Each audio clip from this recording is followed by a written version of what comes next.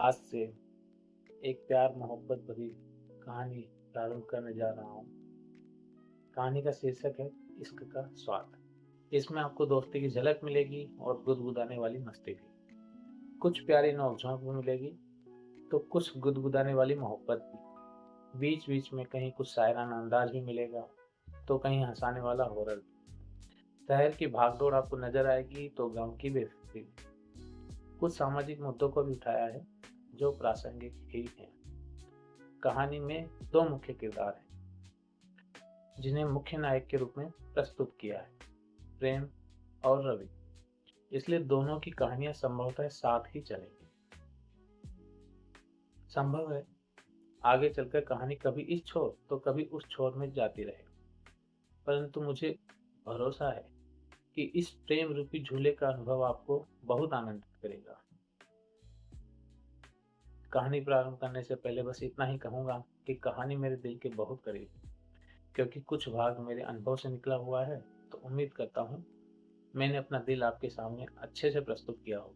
आइए जुड़ते हैं और जानते हैं कि कैसा है इश्क का स्वाद, कुछ खट्टा या कुछ मीठा। आइए कहानी का श्री गणेश करते हैं। रवि प्रेम से बहुत ज्यादा तो परिचित नहीं था, पर इतना अनजान भी नहीं था कि उसे ठीक से जान न पाए। प्रेम से उसकी पहली मुलाकात एक ट्रेन में यात्रा के दौरान, और वो भी क्या गजब संयोग था। दिल्ली से जयपुर का सफर था। सुबह के करीब 8 बज रहे थे। होली आने में कुछ ही दिन शेष थे। उन दिनों सुबह सुबह गुलाबी ठंड और सुनहरी धूप से मौसम काफी रोमांच भरा होता था।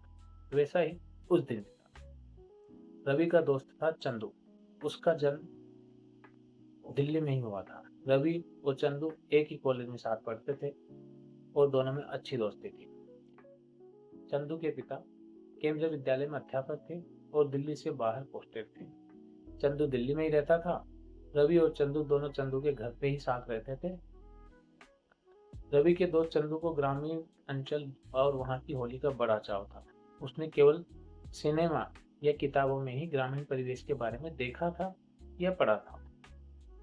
तो इस बार रवि के माता पिता ने होली के अवसर पर चंदू को अपने घर आमंत्रित किया था, इसलिए वो रवि के साथ उसके गांव जा रहा था। दिल्ली से चलकर ट्रेन ने लगभग आधे घंटे का ही सफर तय किया था और गुड़गांव नामक स्टेशन पर गाड़ी रुकी। वहां से एक 5 फुट 10 इंच का नौजवान उस बोगी में चढ़ा। देखने से काफी पढ़ा लिखा और नौकरी पेशा लग रहा था। गोरा रंग और चौड़े कंधे, दिखने में किसी फिल्म के नायक जैसा लग रहा था। गाड़ी में काफी भीड़ थी। रवि को लगा कहीं वो मुझसे सीट पर बैठाने की ना बोल पड़े। इस डर से उसने उससे नजरें हटा दी और चंदू से बातें करने लगा। बात ही बात में चंदू ने बताया कि हमारे कॉलेज की लड़की रीमा ने उसी की क्लास के शंकर से लव मैरिज कर ली है।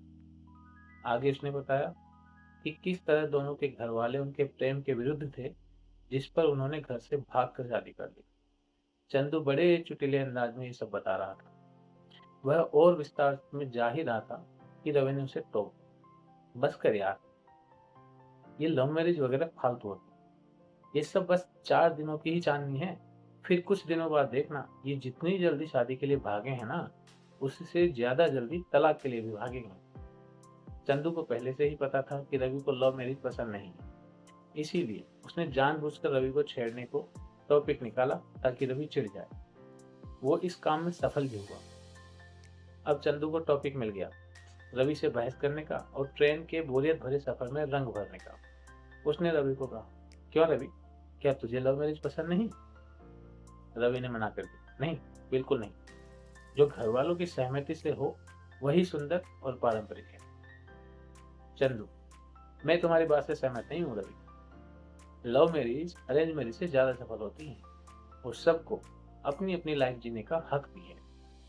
चंदू की यह बात सुनकर रवि सीधे होकर चंदू की तरफ मुंह करके बोला, अच्छा, तो तेरे कहने का मतलब जो घर वाले इतने अनुभवी होते हैं वो अपने बच्चों के जीवन के इतने बड़े फैसले में कोई कमी रखते हैं जिससे उन्हें जीवन जीने में कोई तकलीफ हो? चंदू, वो बात नहीं है रवि, परंतु अगर कोई अपनी मर्जी से किसी को चाहे और उससे शादी करना चाहे तो उसमें गलत ही क्या है? ये उनका जीवन है। रवि, गलत। ये केवल उनका जीवन नहीं है, उनके इस जीवन में सबसे बड़ा हक उनके घर वालों का भी है, जिनसे वो पूछते ही नहीं, बस एक दूसरे के मन मिले और घर से भाग लिए। ये कहाँ तक न्याय संगत है? रवि और चंदू अपनी अपनी दलीलों पर अड़े हुए थे। पास ही खड़ा वो नौजवान काफी देर से इस बहस को देखकर मुस्कुरा रहा था। चंदू ने उसकी ओर देख के बोला, क्यों भाई साहब, मैं क्या गलत कह रहा हूँ? आप तो अच्छे खासे पढ़े लिखे लगते हो। अब आप ही बताइए, क्या लव मैरिज गलत है? क्या अपने मन से अपने चाहने वाले से शादी करना गलत है? चंदू के बोलते ही वो लपक कर रवि के पास सटकर बैठ गया और रवि को मजबूरन थोड़ा खिसकना पड़ा। उसने चंदू की बात का समर्थन करते हुए कहा, मैं आपसे पूर्णतः सहमत हूँ। सबको अपने तरीके से अपना जीवन जीने का हक होता है और उसी तरह अपना जीवन साथी चुनने का भी हक होता ही है। चंदू, देखा, इन भाई साहब को भी लव मैरिज ही ज्यादा ठीक लगती है।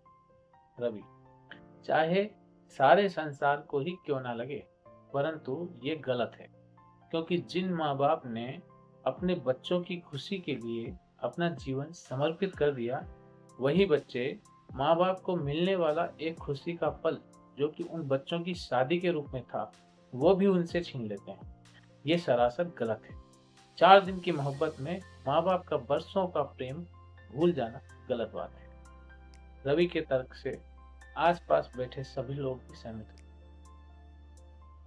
अंततः वो बहस बेनतीजा ही रही, परंतु चंदू के चेहरे पर उस बहस की खुशी अलग ही दिखाई दे रही। चंदू, आज तो बहस में मजा ही आ गया। क्यों? सही कहा ना रवि? रवि कोई जवाब देता उससे पहले ही वो नौजवान बीच में ही कूद पड़ा। हाँ, ये बात तो है, मजा तो आ ही गया। चंदू, अरे बातों में हमारा परिचय तो रह ही गया। हाथ आगे बढ़ाते, मैं चंद्रशेखर, प्यार से सब चंदू बुलाते हैं, और मैं प्रेम। और आप? प्रेम ने रवि की तरफ हाथ बढ़ाया। रवि ने हाथ मिलाते हुए कहा, मैं रवि। कुछ देर बाद रवि ने आंखें बंद कर खुद को ठंडी हवा के संगीत में डुबो दिया और गाड़ी की छुक छुक में चंदू और प्रेम की बात भी गुम सी गई। रवि और प्रेम की दोस्ती और एक रोचक प्रेम कहानी को जानने के लिए मिलते हैं अगले भाग में।